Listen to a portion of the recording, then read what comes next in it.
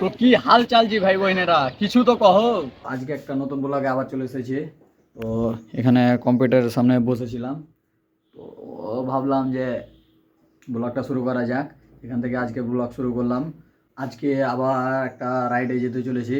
তো আজকে আবার পীরগঞ্জ যেতে হবে, কারণ একটা কাজ আছে। তো ওখানে গিয়েই তোমাদেরকে বলবো কী কাজ আছে।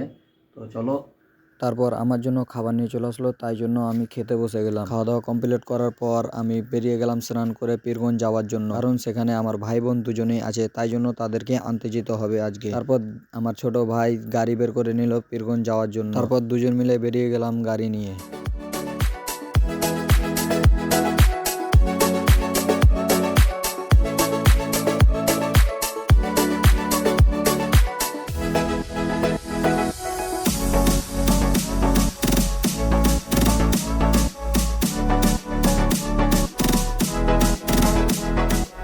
তো তোমাদেরকে একটা মেন কথা বলি, আজকে পীরগঞ্জ যাচ্ছি আমাদের খালাতো ভাইয়ের সেই স্কুলে আজকে অনুষ্ঠান আছে। অনেকক্ষণ গাড়ি চালানোর পর পৌঁছে গেলাম সেই স্কুলের অনুষ্ঠানটিতে। সেখানে গিয়ে দেখলাম যে ছোট বাচ্চাদের কি খেলা চলছে সেখানে। তারপর একটা সুন্দর দৃশ্য আমার চোখে পড়লো, দেখলাম একটা ছোট বাচ্চা নাকি প্রাইজ পেয়েছে।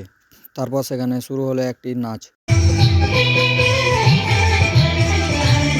বড়দের নাচ শেষ হলে দেখলাম আর একটি ছোট বাচ্চার নাচ। সেই একটা বাচ্চা নাচতে নাচতেই দেখলাম আরেকজন সেখানে চলে আসলো। তারপর তাদের সেই নাচটি আমি উপভোগ করতে লাগলাম। এদিকে দেখছি ভাই চটপটি না বিক্রি করে সে গেমে মেতে গেছে একদম। তারপর শুরু হলো সেখানে একটি ছোট্ট নাটক। নাটকটি দেখতে দেখতে ভাবছিলাম এ কি শুরু হলো, দেখছি তো সবাই মিলে নাচতে শুরু করে দিয়েছে। তারপর অনুষ্ঠান থেকে আমরা চলে আসলাম পিসিদের বাড়ি। পিসিদের বাড়ি থেকে আমার ছোট বোন এবং ছোট ভাইকে নিয়ে বেরিয়ে গেলাম আমাদের বাড়ির দিকে।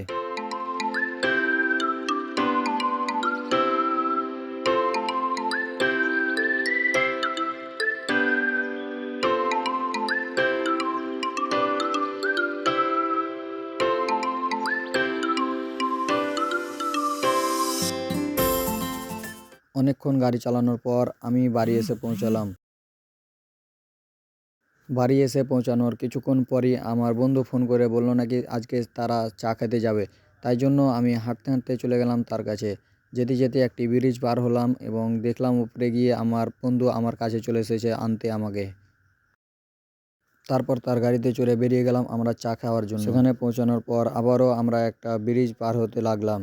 ব্রিজ পার হওয়ার পর একটি সুন্দর জায়গা দেখে আমি আমার বন্ধুকে বললাম একটা শাহরুখ খানের পোজ নিয়ে নিই। তারপর আমি শুরু করে দিলাম পোজ দিতে। তারপর আমার বন্ধুও শুরু করে দিল পোজ দিতে। সেখানে কিছুক্ষণ ভিডিও করার পর আমরা আবার চলে আসলাম চায়ের দোকান।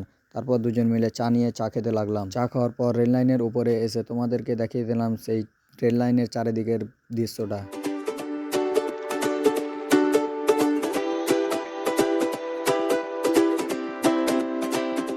তোমাদেরকে চারপাশটা দেখানোর পর আবারও আমরা শুরু করে দিলাম হাঁটতে। তারপর আমার বন্ধু তার গাড়িটা বের করে নিল এবং বেরিয়ে গেলাম আমাদের বাড়ি আসার জন্য। ওই এখন আমাকে থেকে চলে এলো, আমি এখন ঘাট পার হয়ে বাড়ি যাবো। বাড়ি আসার পর আমি রাত্রে খেতে বসে গেলাম। খেতে খেতে দেখছি বিড়ালটি আবার আমার কাছে চলে এসেছে, তাই জন্য তাকে খাবার দিয়ে আজকের এই ব্লগটি শেষ করলাম।